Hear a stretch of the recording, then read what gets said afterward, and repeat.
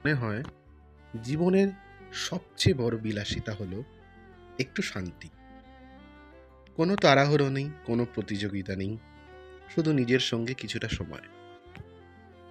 আজ আমি বেরিয়েছি এমনই এক পথে।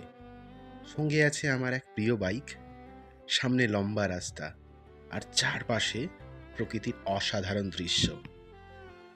এই পথের কোনো তাড়া নেই, প্রতিটি মোড় যেন নতুন একটা গল্প বলছে। প্রতিটা গাছ, প্রতিটা হাওয়া, প্রতিটি পাখির ডাক মনে করিয়ে দেয় পৃথিবী এখনো কত সুন্দর। বাইকের ইঞ্জিনের শব্দের সঙ্গে যখন বাতাসের সুর মিশে যায়, তখন মনে হয় জীবনটা আসলেই এত জটিল নয়।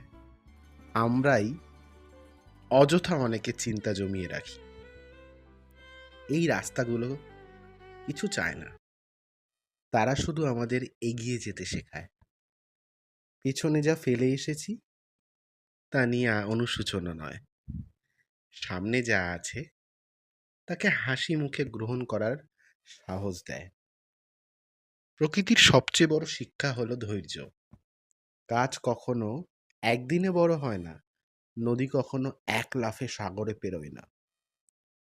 তবুও তারা থেমে যায় না, তারা চলতে থাকে নিজেদের ছন্দে। হয়তো আমাদের জীবনও ঠিক তেমনই হওয়া উচিত, অন্যের সঙ্গে নিজেকে তুলনা না করে নিজের গতিতে এগিয়ে চলা। আজ এই রাস্তায় আমাকে আবার মনে করিয়ে দিল, সুখ সবসময় বড় কিছুতে লুকিয়ে থাকে না। এক কাপ চা, এক টুকরো নীল আকাশ, সবুজ মাঠ, কিংবা প্রিয় বাইকের সিটে বসে কাটানো কয়েকটা মুহূর্ত জীবনের সবচেয়ে সুন্দর স্মৃতি হতে পারে। অনেকেই গন্তব্যের কথা ভাবে, কিন্তু আমি বিশ্বাস করি গন্তব্যের চেয়েও সুন্দর হলো পথটা।